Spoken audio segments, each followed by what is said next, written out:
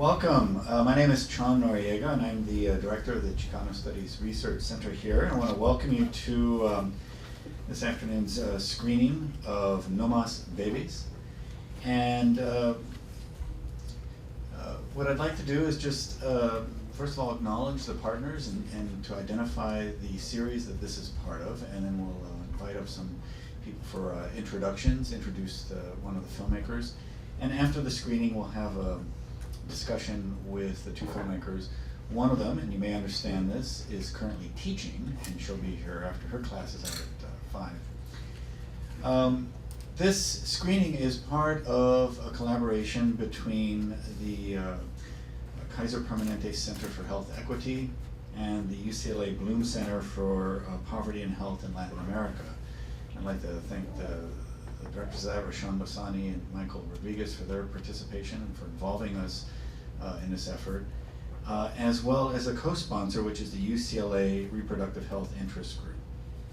And so without further ado, so we can get into the screening, what I'd like to do is invite up Rashan Bastani, who will offer a welcome on behalf of the UCLA Kaiser Center for Health Equity. And then we'll have some members of the Reproductive Health Interest Group speak, and they will introduce one of the filmmakers, Virginia Espino, who's here. She'll offer a few words. So Rashan. Thank you, and thank you everyone for coming today.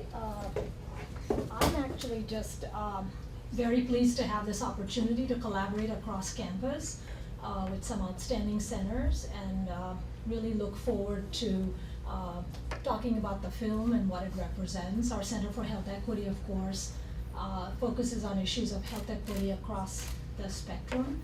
And this is an example of such an issue, and it is wonderful to be able to have a forum in which groups from across campus that represent different perspectives come together to discuss this one common issue, because it has so many aspects to it. So again, welcome, and I personally am very pleased to have the opportunity to participate in something like this. So I actually like to thank the persons who made the film, Chon, Michael, for collaborating with us and hosting this here in this wonderful space. It's so different on Upper Campus than where we are. It's always more beautiful and more scholarly looking. So it's important for us to be involved with this, not just because of our ongoing relationship with the center and with the School of Public Health and the School of Medicine, but also because this is a project that began in many ways with a collection here at the center. And to have the screening here, you see many of these gray boxes. They represent just a few of the 140, 160 collections that we have. And of course, we're always remiss in terms of acknowledgments in failing to mention the people that gave us the money to do this. So I would like to acknowledge the UCLA Office of Interdisciplinary and Cross-Campus Affairs. When they put out a call for proposals, Rashan kind of contacted us. I think we could do something here. Gave us an opportunity concretely, they gave us the resources to have a program that cut across the campus in this way. So I'd like to invite up Subhasri and Jasmine to offer an introduction for the filmmaker as well. And then we'll have Virginia up here. My name is Suba Narasimhan, and I am the co-president of the UCLA Reproductive Health Interest Group. And I'm Jasmine Uysal, and I'm the advocacy co-chair for the Reproductive Health Interest Group. And we're quite excited to be here. As a student-run organization out of the Fielding School of Public Health, we're one of the few cross-disciplinary student-run groups that focuses on reproductive health, justice, and rights broadly. And so we're trying really hard to get more students involved from South and North Campus. Our organization began in 2008, and over time, it's grown in number, and it's also grown in the types of projects that we've done. We've done advocacy and education projects related to sexual education and breastfeeding and environmental justice and reproductive rights. So we have Facebook pages, we have a website now. So if you're interested at all in collaborating with us, we would be incredibly happy to have you. And I'm going to turn it over to Jasmine, and she'll be introducing Dr. Virginia Espino. And if you have a hard time finding us online, you can always go to the Bixby Center on Population Health, and they have like a subdivision for reproductive health interest group. Okay, so Dr. Virginia Espino is the producer of No Más Bebés, and her original research on the Magdriel case formed the basis for this film. Dr. Espino received her PhD in history from Arizona State University and formally served as the program coordinator for Latina history at the UCLA Center for Oral Research. She is the recipient of numerous prestigious awards, including the Smithsonian Institution Minority Fellowship, Smithsonian Institution and the Inter-University Program for Latino Research Fellowship, a mouthful, and an Irvine Fellowship. She has served as a California Commissioner on the Commission for Sex Equity, Los Angeles, and a member of the Chicano Latino Education Committee, Los Angeles. In addition, her work has also been published in Las Obras Chicana Politics of Work and Family, edited by Vicky L. Ruiz, and Latinas in the United States, Historical Encyclopedia. So thank you, Virginia. Please come on. Thank you for that introduction. Thank you for the invitation to be here. It's such an honor to screen No Más Bebés here in this center because, like Professor Noriega stated, part of this story was born here. I learned about the case of Madrigal v. Killigan when I was a graduate student at Claremont Graduate School. I was working under Dr. Vicky Ruiz, and she just discussed this topic in her case, and in her course, and I decided to make it my principal research project. So the first place that I was directed to go to was here at the Chicano Studies Research Center. So I've been coming here for many, many years, and really admire and appreciate what they've done here, the histories that they preserve here that no one else really cares about. And if it weren't for this center, I think that much of this history would have been lost to somebody's garage or to fire damage or what have you. So I'm excited to be here. I hope that this conversation continues. This is an important topic. As you can see, the different constituencies who've been brought together reflect the many different ways that this story impacts our communities. So thank you, and with no further ado, we'll begin the screening.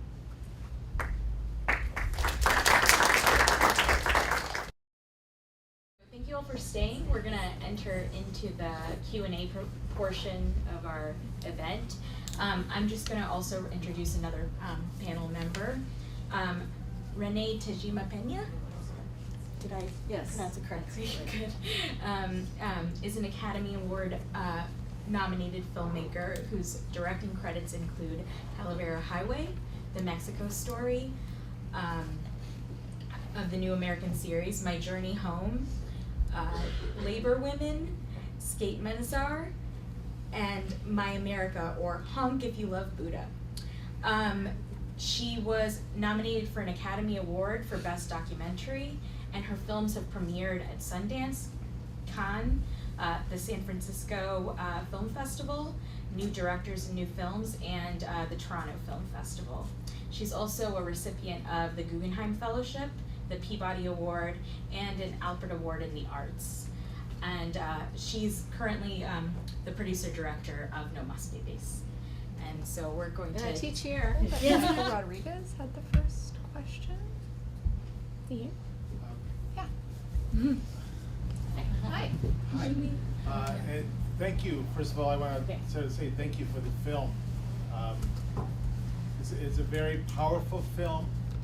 It's extremely well made. How to say, in terms of capturing the emotions, the culture. I mean, it was just really beautifully done, albeit a very sort of sad story. I'm a family physician, and I'm a professor here at UCLA. So I unfortunately, the issue is not limited to sterilization or to even this historic episode. Really, this issue of marginalization, this issue that was stated in the movie about doctors feeling like gods, as was stated, it is still part of reality. And it's still something that disproportionately impacts those who are most vulnerable. And the issue of informed consent is still extremely important. And it's still an issue where I feel that is still continuing to some degree in many different parts of perhaps in every hospital to some extent. So it really is an extremely important and powerful issue and I appreciate you bringing it to light. I guess what I'd like to ask you is as you sort of encountered this, were you aware of how big of a problem this was? I mean, certainly this is an enormous problem addressing, sterilization without informed consent, in some ways forced sterilization, but all the other sort of ramifications and aspects in which this touches on issues related to vulnerability and other issues in the medical field as well. Before you answer, I don't know if we got a chance to say Dr. Rodriguez is the director of the Blum Center on Poverty and Health in Latin America and is one of the 3 co-sponsors of this event. Thank you. Thanks.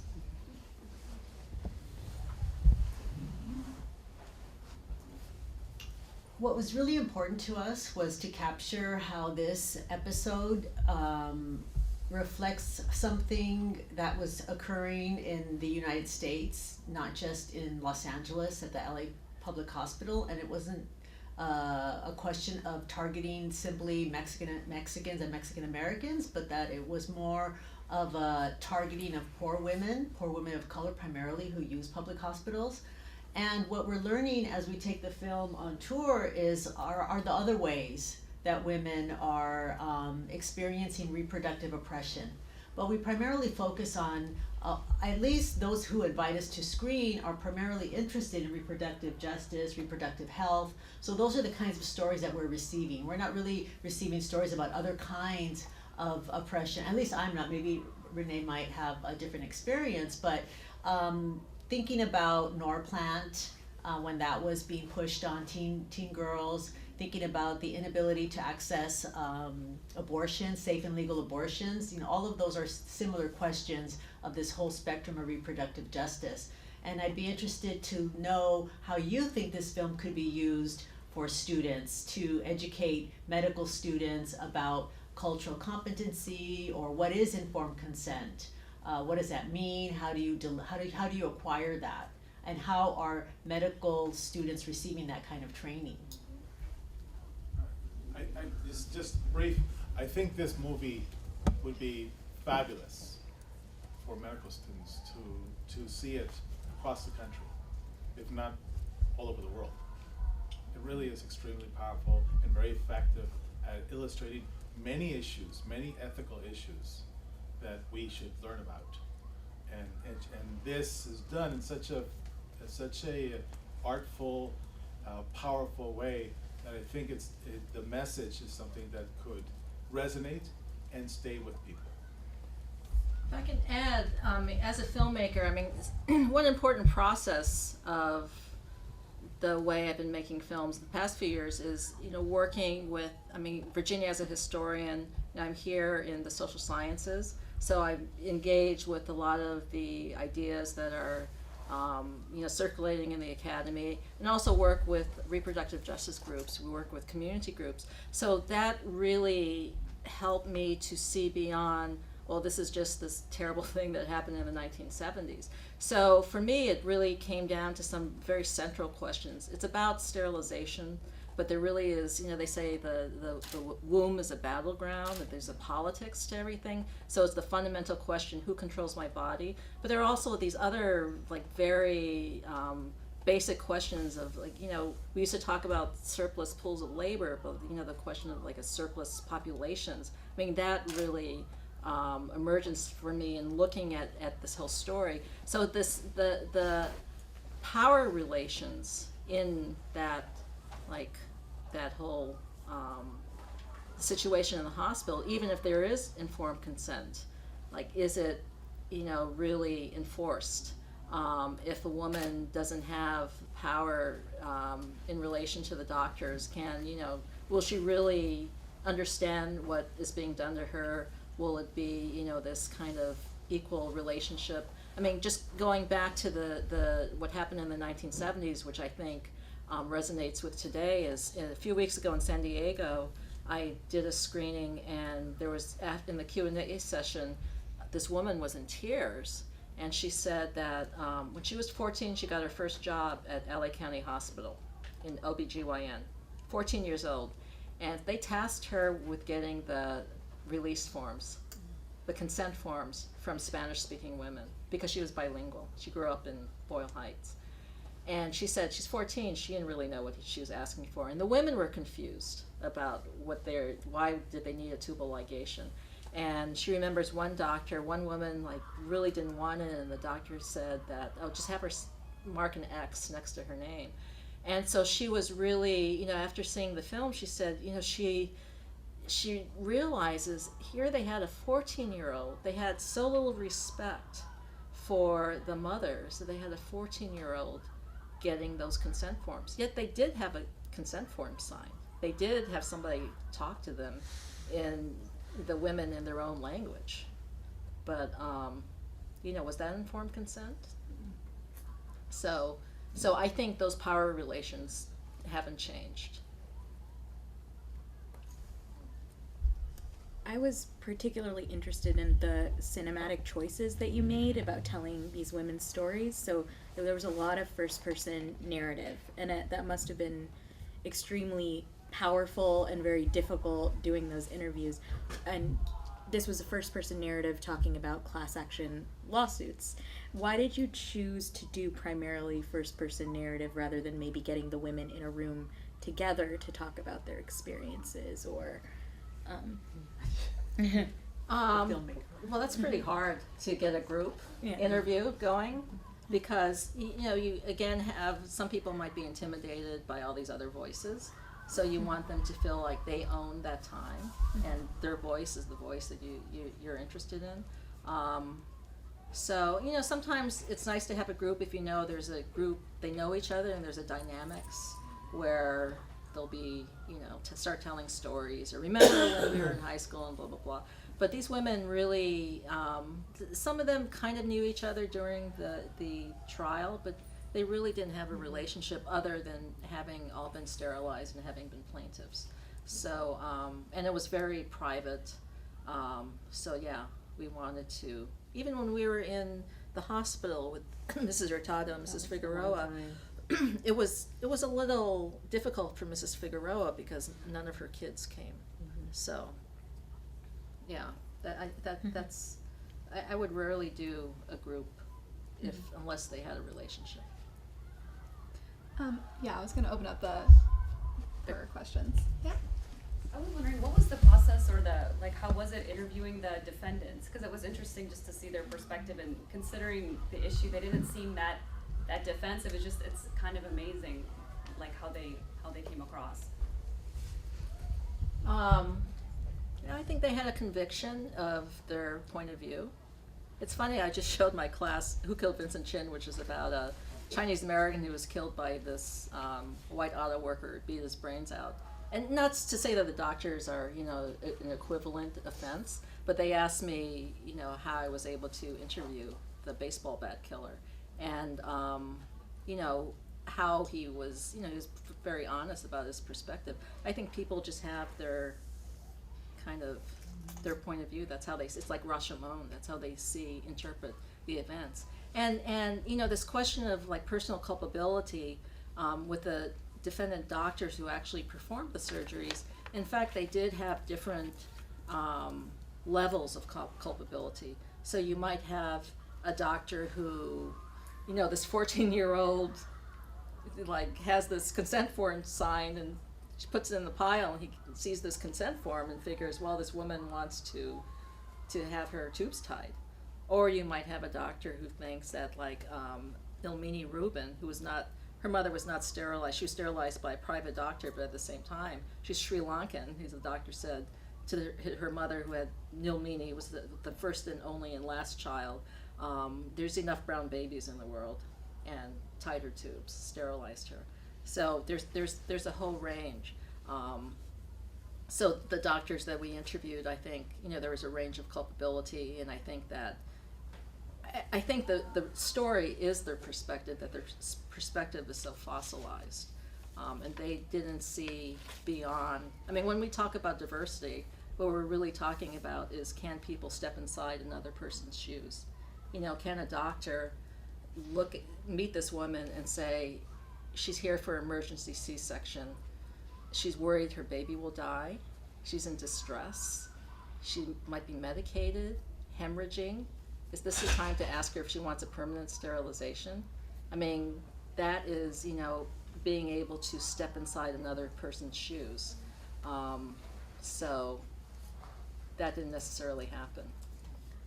To kind of build off that question, maybe Virginia, you can answer this for us. My thought when I was watching this film, especially with the defendants, they talked a lot about intention to harm, and that they did not have the intention to harm this woman.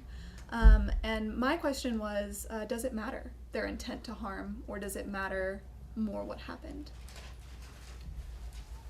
Well, I wasn't present during the interviews with the doctors, so I think that that was something that probably helped them to be open about their feelings, and not having me in the room. I obviously look Latina, and so that might have changed the dynamics. So I didn't have a chance to meet them.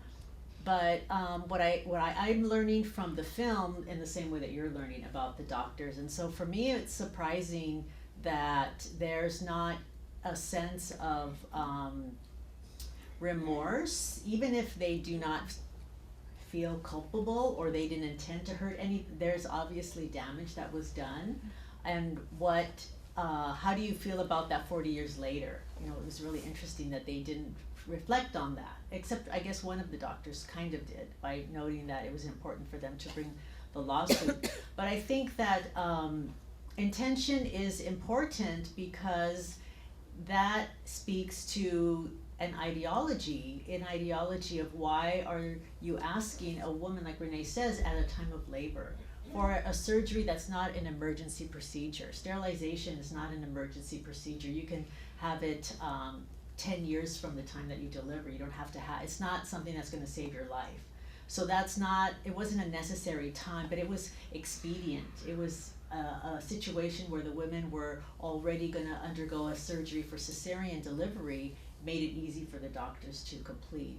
So I think the idea that what they seem not to grasp is the idea that it was wrong to ask them at the time of labor. So if you're not going to accept that, if you're going to state that it is okay to ask a woman during the time of labor if she wants to be sterilized, and then sterilize her within the 24 hours, then I think there's almost a normalized violence to that kind of procedure. There's a structural and normal violence that's occurring in those hospitals when you have that situation. Thank you. Any questions from the audience? I have a question. Will you be making a follow-up maybe with the woman or the other women who were not mentioned in the film, how this experience is going to, or is preventing them accessing care now? Because obviously the trust with the medical field is not there. I don't see how they could be trusting a physician, any physician for that matter, as a result of this experience. Well, Dolores Madrigal, she was the first person that we interviewed, and she does not go to the doctor. She's now 86. I just spoke with her this morning. No, she's 82. And whenever she has any ailments, she usually does home remedies, things that she learns from a botanica. She'll go to a botanica, or she'll pray. She's very Catholic, but she refuses to go see a doctor. She fell and hurt her leg, and she did not have that checked. So yes, there is definitely these long-term effects of not visiting physicians because of a lack of trust. But that's not the case with the other, some of the other plaintiffs who regularly see doctors. For example, Mrs. Hurtado, her husband has to receive dialysis 3 times a week, and it's all very normal and acceptable for them to continue.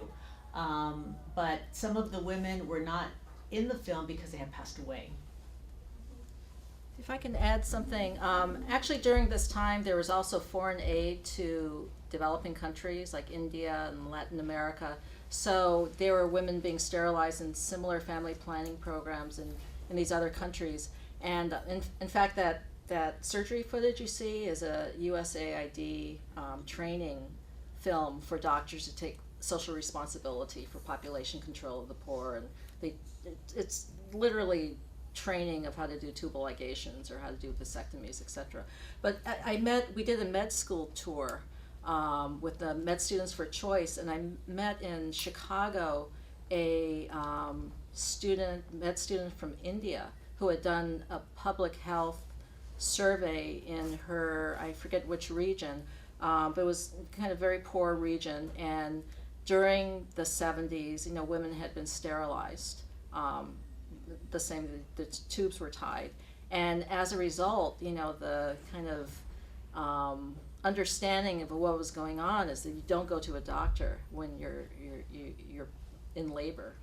The women stop going to doctors, so they would have these births in with poorly trained midwives, or just have it at home, or it was kind of like the flip side of the back alley abortion, where many of them died, or they would have complications, and they didn't have medical care because they just mistrusted the medical establishment.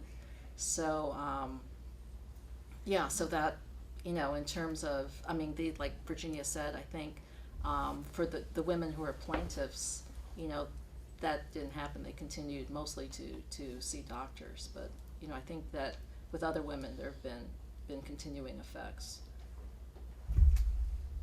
Yeah, I kind of want to make a comment. I was very active during this period, not on that particular issue, unfortunately, but with a lot of the players, Antonia and Charles and the judge. I had the same judge in a draft trial that we finally they maneuvered it so that he wasn't kicked off for he and other judges trying to mess with my lawyer, actually, but that's another story.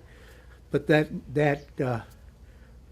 guy's connection, the buddies system, was with the judges, and they very much are part of that. And I think in the longer version you could see that a lot more. But this was a time when they began really worrying. What they're still worried about is all Mexican or Latina or immigrant children born here that are citizens.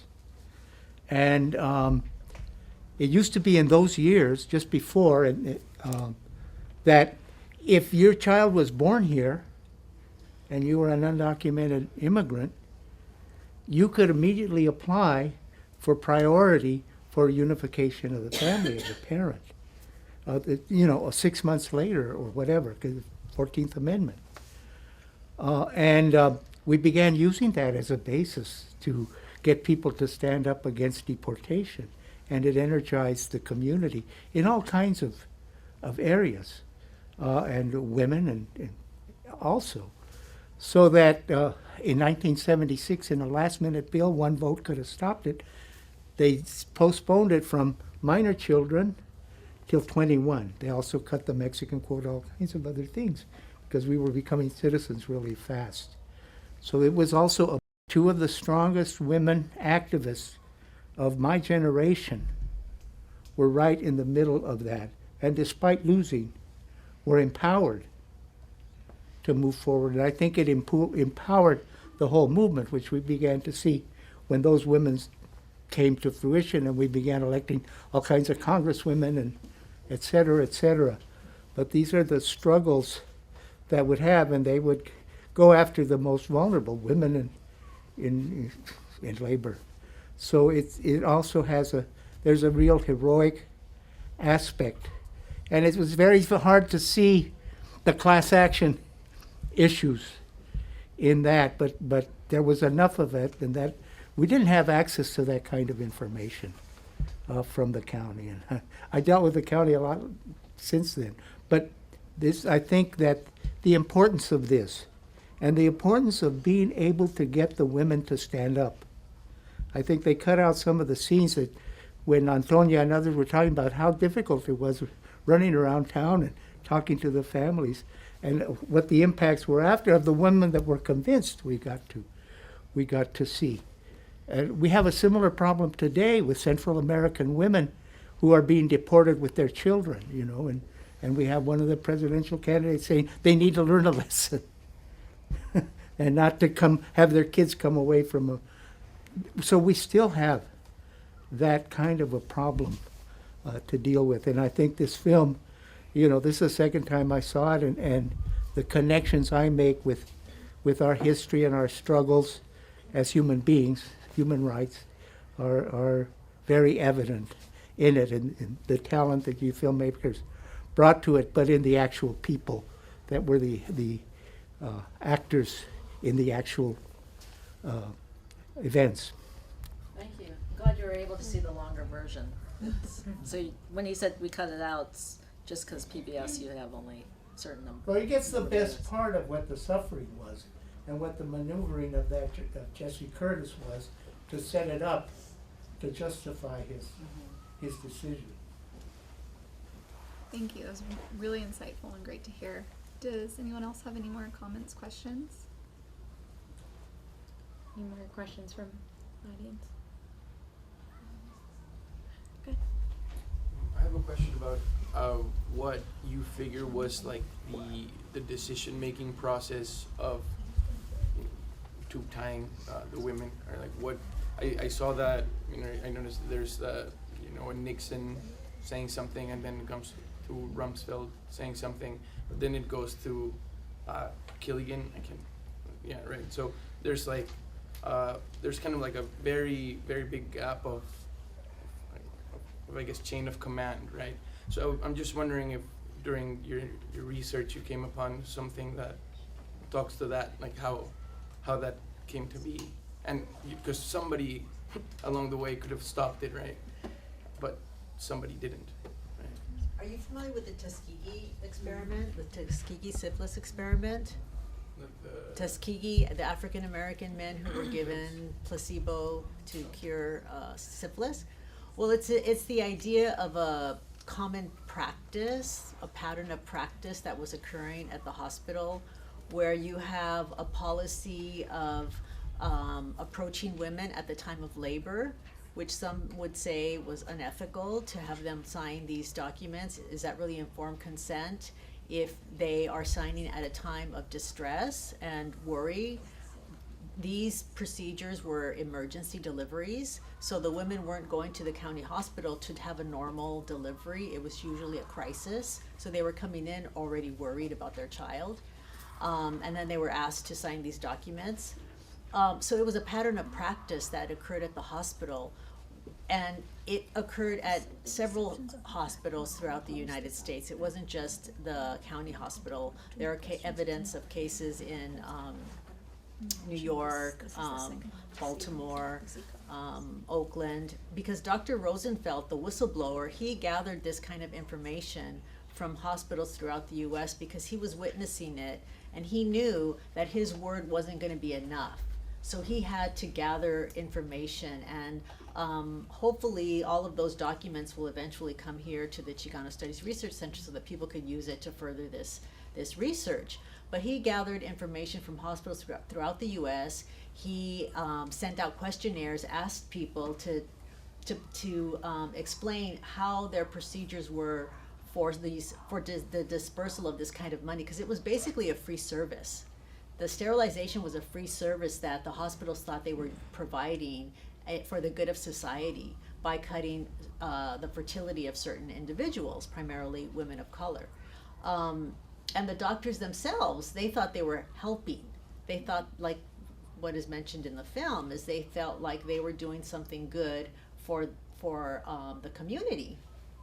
But what was missing was a real understanding on the behalf of the plaintiffs as to what was happening to them. Just like in the Tuskegee experiment, they weren't fully, the experiment wasn't fully explained, and there was a lot of deception. So we could never pinpoint exactly that paper trail to what happened, but you can kind of get a sense of this pattern of practice that was occurring that was exploitive and abusive.